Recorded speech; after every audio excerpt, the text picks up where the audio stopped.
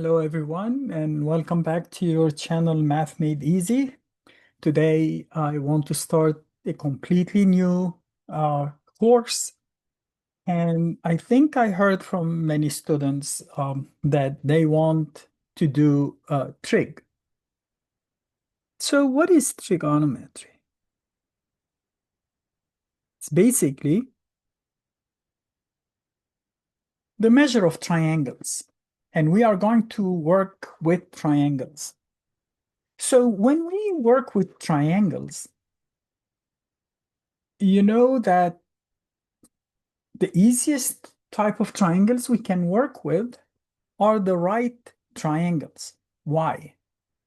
Because we have a relationship between the three sides, right? The sum square of the bases, or the base and the height, equal the square of the hypotenuse. Okay, so that's nice to know, how we calculate them, but basically, what is the relationship between those and the angles? So if we have a right triangle like that,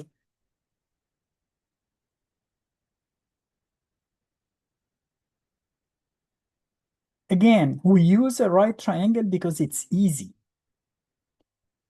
okay? And we have any angle, let's call this, usually we refer to it with the letter theta, which is a Greek letter, okay? And then if we assume any values for the three sides of the triangle, notice if it's a right triangle, then there must the side length should satisfy, you know, the the equations a square plus b square equals c square, right? So the easiest one to pick, not to scale, 3, 4, 5, right? So now if I want to find this angle, mathematicians over the years described how I measure this angle using tables, okay? We'll see later with calculators, we don't need that. But let's think about what they did.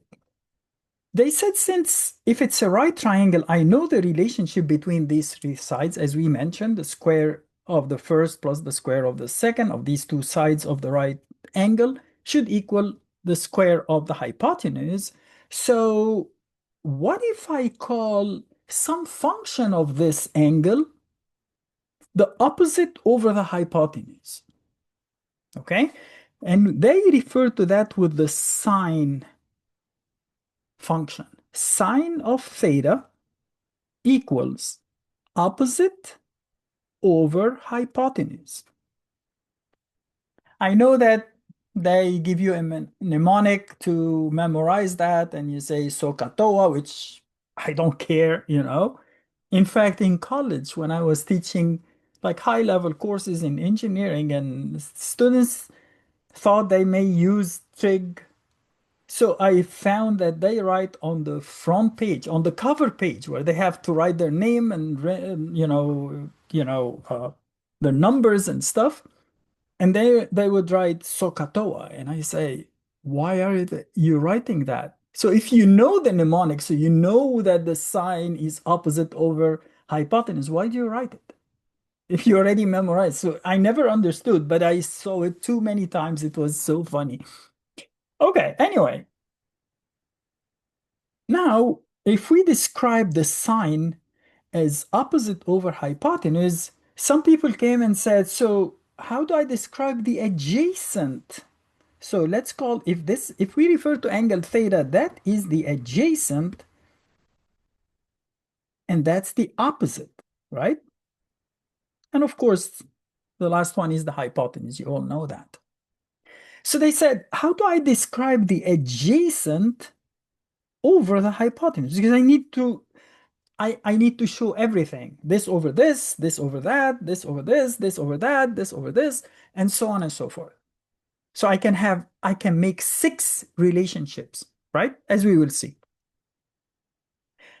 So a clever person said, instead of creating different names, let's say the adjacent over the hypotenuse is the sine of this angle, right? Because the opposite of this is is what we call the adjacent of theta.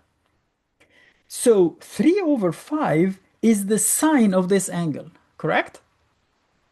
You say, yes, but it's not this angle I'm referring to. I'm referring to that angle. He said, okay, what do we call these two angles? You say, I don't know. Acute angles? No, no, no, no, no. There is a special name for specifically these two angles. What is the measure of these two angles if I add them up? 90 degrees. And what do we call two angles that add up to 90 degrees? Complementary angles. Absolutely. So he said, then the adjacent over the hypotenuse is the sine of the complement of theta. Say, but that's a very long name. How do I write that? Sine of the complement of theta? He said, no. We take the co of the complement and call it cosine of theta. Whoa, that's interesting. So the whole name is cosine, C-O-S-I-N-E, but we refer to it with cos theta. Okay, so the co here is the complementary angle. And finally, I say if I want to divide the opposite by the adjacent, 4 over 3, we call the tangent of theta. We'll see why we call it the tangent later, or we will use that also in calculus, okay, to represent the slope of a straight line. In fact, if you did linear equations or the equation of a straight line, you know that the slope is the rise over the run. It's opposite over the adjacent. It's the tangent. It's the tangent of this angle. You will see how that everything will come together. So they said, okay, so what if I want to represent the reciprocal? So they started saying, okay, since this has a sine and that has a cosine, so that has a complement, but this doesn't, then let's reverse it and we say the reciprocal of that, which is 5 over 4, I'm going to call it the cosecant, but usually we write it CSC because usually we want only 3 letters, okay? Cosecant. And the inverse of the cosecant, cosine would be secant.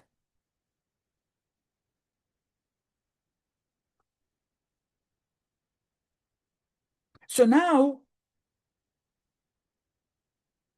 every two every two reciprocal uh, functions, only one of them has the prefix co. Sine, cosecant. Cosine, secant. So if that's it, the tangent, tan, let's call that the cotangent, or COT for short, and this would be 3 over 4. And these are the 6 functions that we will be dealing and playing with throughout the course. Nothing else. They are 6. Okay? These are actually the primary 3 functions, and their reciprocal are just 3 like secondary functions, so to speak. Because if I have secant of something, I can always say it's 1 over cosine. If I have cosecant, I say it's 1 over sine. If I have cotan, I say it's 1 over tan. So I can always find sine and work with sine, cosine, and tan. Okay, so far so good. Now, we found that there are special triangles for which I can know the sine, cosine, tan without doing anything. Or if I find the relationship of the sine or cosine of tan of these angles, I would know what angles we are referring to. Uh, that's confusing. Okay, so let's make it easy. I'm going to draw these two important triangles, okay, so to speak. Two important triangles. In fact, this one looks like one of them. The first one is an isosceles right triangle. So These two sides are equal, and that's the hypotenuse. You notice, excuse me, you notice here that I really don't care if these numbers are 3, 4, 5, or 6, 8, 10, or 30, 40, 50, or 9, 12, 15. If the ratio is 3 to 4 to 5, then I will always get the same results. Meaning, if I make this triangle, I dilate it, like stretch it, or squeeze it, meaning shrink it, keeping the ratio the same, then this angle and this angle won't ever change. Or even the right angle will never change, right? Do you see that if I look with with a lens, a magnifying lens into the triangle, I would see it bigger, but the ratio will not change. The angles will not change. So I don't really. So here, when I say an isosceles triangle, you say, so what are these sides? I say it doesn't matter. If I say 5 and 5, or 4 and 4, or 3 and 3, well, why don't I say 1 and 1? Because I'm only interested in the ratio, right? Do you agree? If you don't agree, I will show it to you. If that's 1 and 1, then the hypotenuse square is 1 square plus 1 square, which is 2 square. So the hypotenuse would be the square root of 2. Notice if this is 4 and this is 4, I would say 16 plus 16 is 32, and 32 is 4 square root of 2. So 4, 4, 4 square root of 2, 10, 10, 10. So why make it hard if it's the same thing? So if that angle is theta, notice that now the tan becomes so easy because the tan is opposite over adjacent, so it's 1. And since the tan is 1, then the cotan also is 1, right? It's very easy. But how about the sine and the cosine? Of course, sine theta is opposite over hypotenuse. It's 1 over square root of 2, which is correct. Many mathematicians don't like to see a root in the denominator, okay? So they want uh, like a rational number in the denominator. So you multiply top and bottom by square root of 2 and write it square root of 2 over 2. It's the same thing. It doesn't matter. Okay? Then the cosecant, I shouldn't say theta because this is theta. So let's say 45 degrees. Oh, not this 45 degrees, 45 degrees.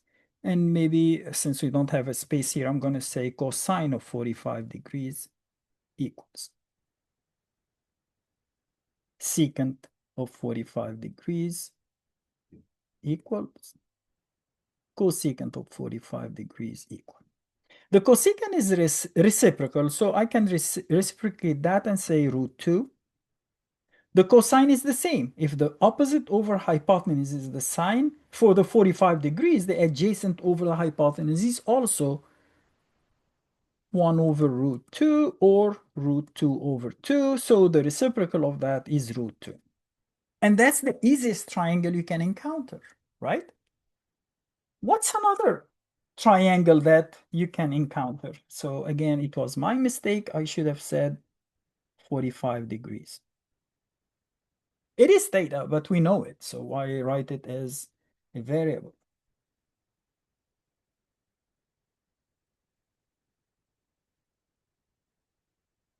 We have another triangle.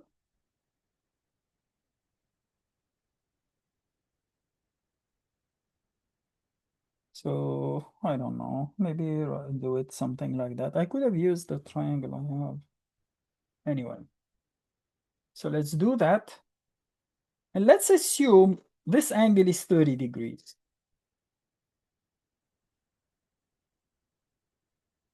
It turns out that if you have a 30-degree angle or right triangle that has 30, 60, 90, some students in the beginning are confused because they thought the relationship between the angles is the same as the relationship between the triangles, because this is 45, 45, and this is 1 and 1. So if this is 30 and 60, they think this is half of that. No.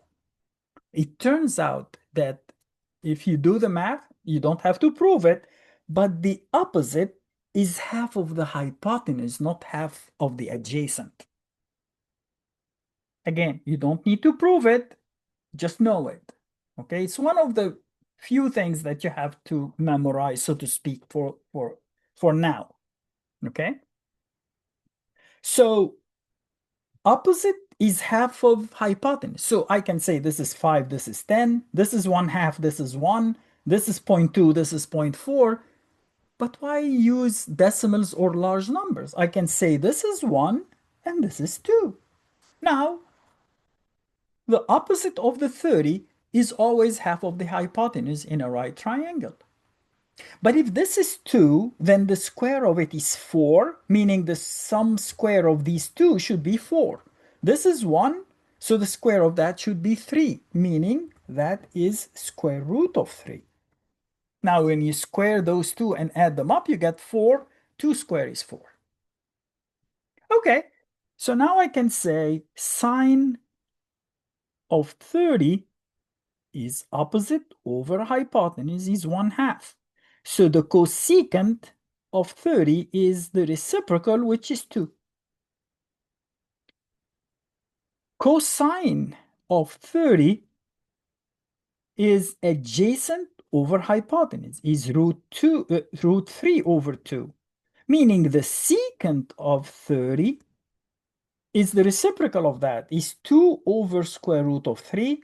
And like we said, some people don't like to have a square root in the denominator. They want that to be a rational number. So they would say multiply top and bottom by root 3 and write it as 2 root 3 over 3. And finally, tangent 30, again, is opposite over adjacent. So it's 1 over root 3. Multiplying top and bottom by root 3, you get root 3 over 3. And the cotan of 30 is the reciprocal, so it's root 3.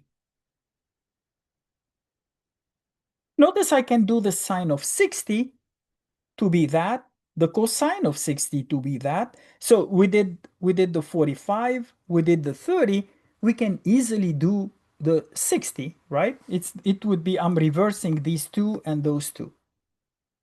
The sine becomes cosine, the secant becomes cosecant, the tan becomes cotan. Very easy. Okay. Now, something interesting. So okay, so to complete it, let's draw 60 and say, okay, this angle is 60 degrees. I'm not going to draw it to scale, just large angle here. And then because I want to show you something more important, so let's make that 60 and maybe draw it here like that. Say this is 90 degrees, this is 60. And if that's 60, then the other angle is 30.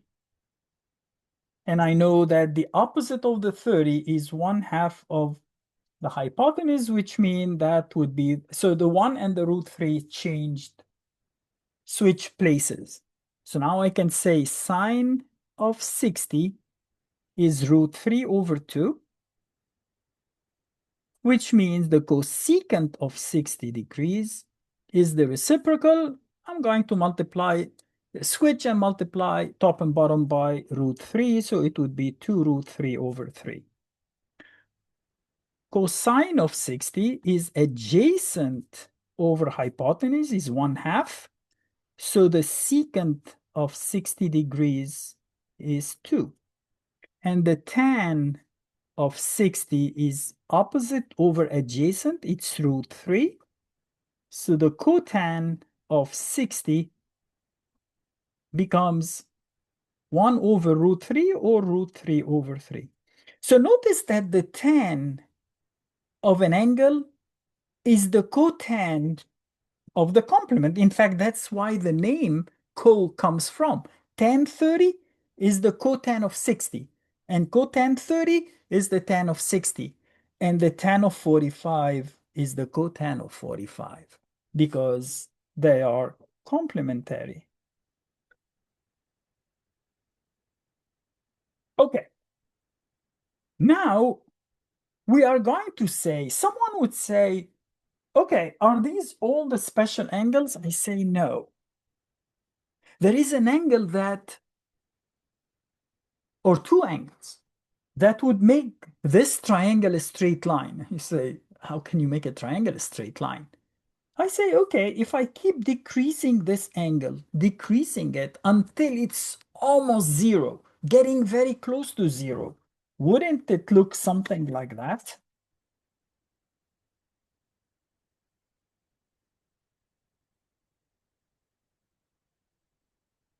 Even enlarging it, we can make it smaller than that and say this is the right angle.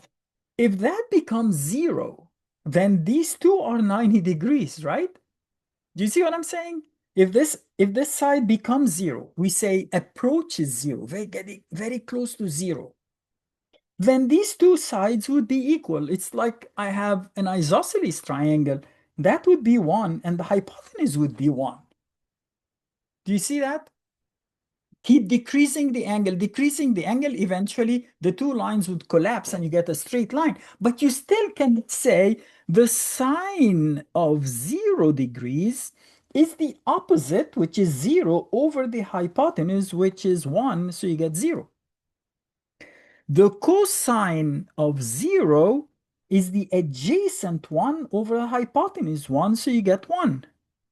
The tangent of 0 is the opposite 0 over the adjacent one, so it's 0.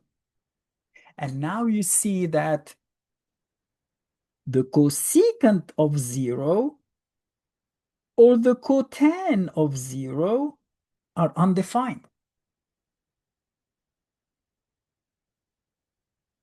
Okay?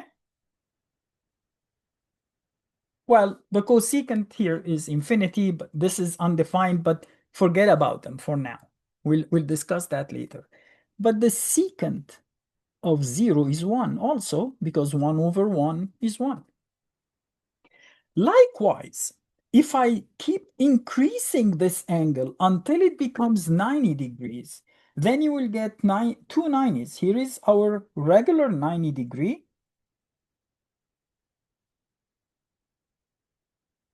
And this is the hypotenuse. But when this becomes 0, those would be 1. And now we can say this angle is also 90 degrees. So the sine of 90, let's keep the same color, it doesn't matter. Sine of 90 degrees, this 90 is opposite over hypotenuse, is 1 over 1. The cosine of 90 degrees is adjacent over a hypotenuse, so it's 0. Notice they switch places. And the tan and the cotan will also switch places, so this is undefined. And the cotan of 90 becomes 0. Notice the tan of 0 is cotan of 90, the cotan of 0 is tan of 90. Also, the secant of 90 is now undefined. And the cosecant of 90 is 1. And these are 0, 30, 45, 60, and 90. These 5 angles are easy to evaluate because I have specific or special triangles that that can be used to find their magnitude. In fact, there is an easy way to, even if you don't need to memorize them, over time you will eventually, because you will be using them over and over again. But there is a very nice way to find. So let's say here is the angle, here is the sine, cosine, tan, cosecant, because it's we did sine, so the cosecant is the inverse, secant, cotan.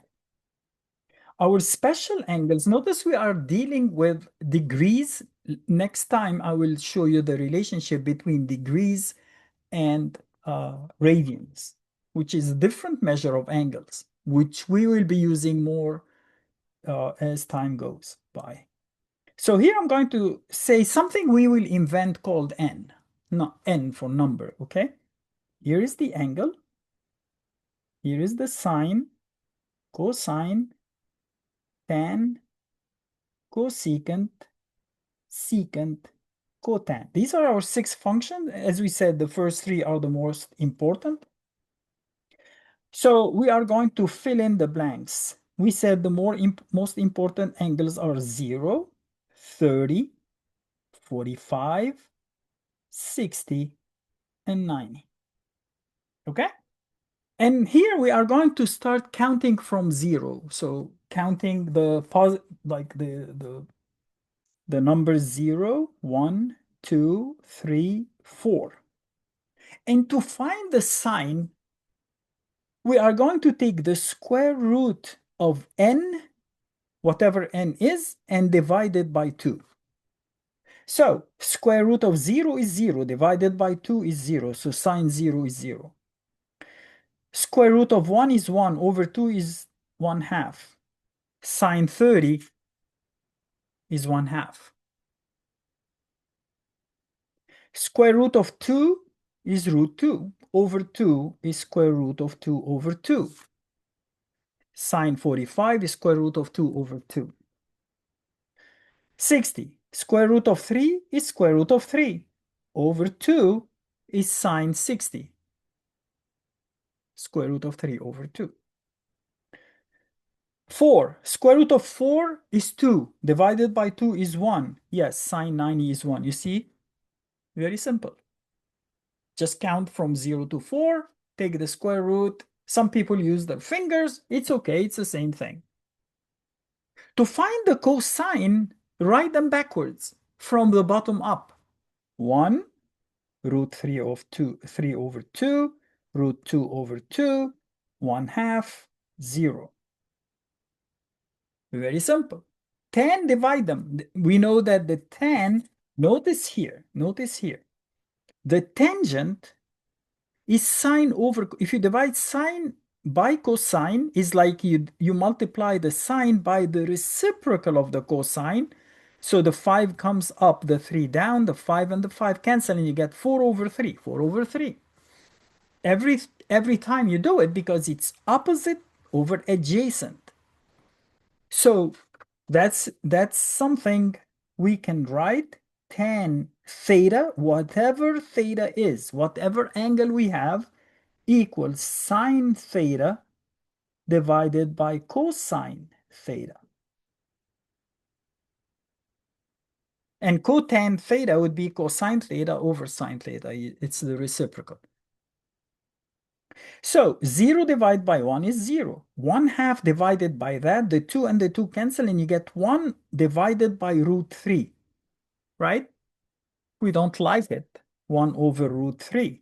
So we multiply top and bottom by root 3 and write it root 3 over 3. But let's keep it as it is, 1 over root 3. It doesn't matter.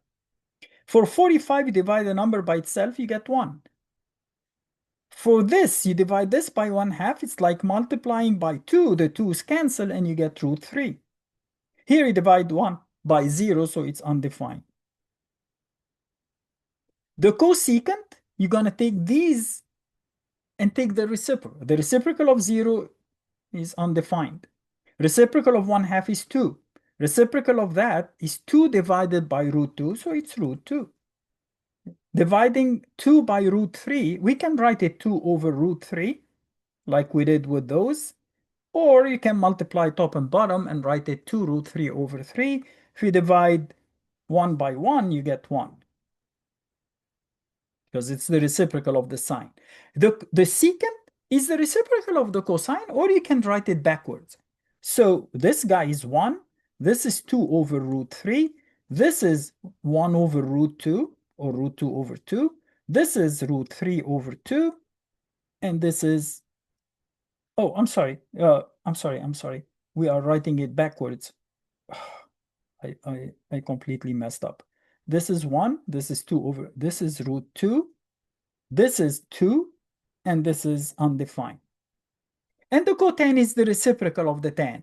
Here it's undefined, here it's root 3, or you can write it backwards. It's the same thing. For the tan and the cotangent, it doesn't matter. You can write the reciprocal, or you can write them backwards. So this would be 1, this would be 1 over root 3, and that would be 0. So I can fill in this table really very quickly. And that's what we will be doing. I think we'll stop here because that's a long session so far. I just want you to understand what is the sine, cosine, and tan, and then try to practice to fill in this blank. It's so easy once you do it, or even only the first three. Don't worry about the secant, cosecant, and cotan for the time being. Okay? Again, this would be the first session of trigonometry, and we will be working with more advanced stuff later once you feel confident with that. Okay, and then we'll see how this feeds in like geometry or algebra or calculus later when you start taking calculus. Everything comes together, but you need to know the meaning of these things and how they are used, and we will spend a lot of time talking about these in the next sessions. So thanks for watching. Hope to see you soon. Have a great day. Bye.